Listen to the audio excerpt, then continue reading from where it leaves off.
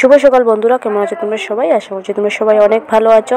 Happy Makar Sankranti সবাইকে। আর আজকের সকালটা শুরু করলাম আমি ঠাকুর দিয়ে, কারণ আজকে সকাল সকালই তো আমাদের স্নান করতে হয়। আর এই যে আমার হাতে দেখতে পাচ্ছ, আমি কিন্তু চাউলকে শিলনোড়াতে বেটে এই যে জল দিয়ে গুলিয়ে নিয়েছি। আসলে এই যে আজকে আমাদের এখানে এই নিয়মটা করতে হয়, গোল গোল করে এইভাবে দিতে হয়। এটাই হচ্ছে আমাদের আজকের সংক্রান্তির মেন নিয়ম। আরও অনেকগুলোই আছে, সব কিছু দেখারও তো সম্ভব না, তার জন্য ছোটো ছোটো মানে একটু একটু করে দেখাচ্ছি তোমাদেরকে, যেটা আমি দেখাতে পারছি। তো আজকের দিনে কিন্তু সবাই উঠোন লেপে অনেক বড় বড় করে আলপনা দেয়, কিন্তু আমরা দেই না। আমরা শুধু এই সিম্পলটা দিয়ে দিতে পারি, কিন্তু আমাদের দেওয়া হয় না।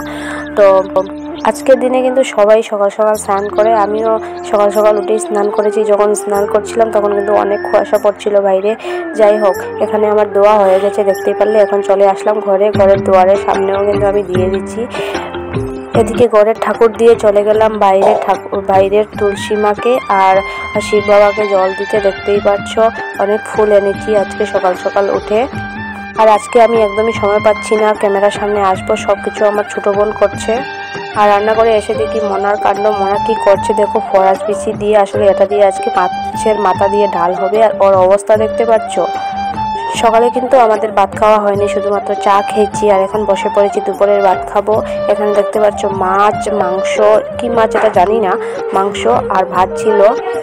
তো খাওয়া দাওয়ার পর চলে গেলাম একটা চেয়ার ধরতে, কারণ আজকে আসবে আমাদের ঘরে কৃষ্ণ ঠাকুরের কীর্তন নিয়ে, তো তার জন্য বসাতে হবে। তো চেয়ারটা আগে ধুয়ে নিচ্ছি, তারপরে চলে গেলাম এই যে থালিটা সাজাতে। দেখতে পাচ্ছ সব কিছু দিয়ে আমি সাজিয়ে নিয়েছি। তো তোমাদেরকে বললামই যে আজকের দিনে অনেকগুলো নিয়ম আছে, সেগুলো করতে হয়। তো যেটা আমি পারছি সেটাই দেখাচ্ছি, সব কিছু তো দেখানোটা সম্ভব হয় না।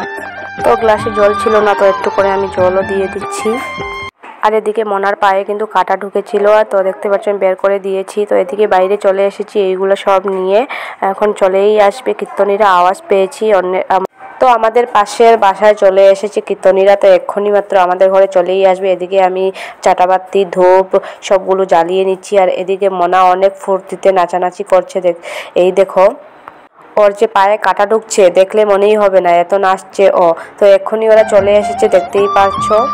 তো এখন আমি যা যা নিয়ম আছে সবগুলা করব। আর বোন কিন্তু অনেক লজ্জা পাচ্ছিল, তার কারণে ও আর সব কিছু দেখায়নি, অল্প অল্প করে ভিডিও করলো। আসলে আমাদের গাঁয়েরই সব মানুষ, তো ওদের সামনে দাঁড়িয়ে কিন্তু এত ভিডিও করা যায় না।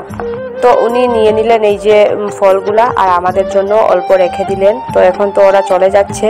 তো তোমাদের ঘরেও কি মকর সংক্রান্তির দিন এরকম হয় বা এরকম কোনো নিয়ম টিয়ম আছে আমাকে অবশ্যই বলবে কমেন্টে। তো দেখতেই পাচ্ছ এই যে ফলগুলো এখন আমরা খাবো।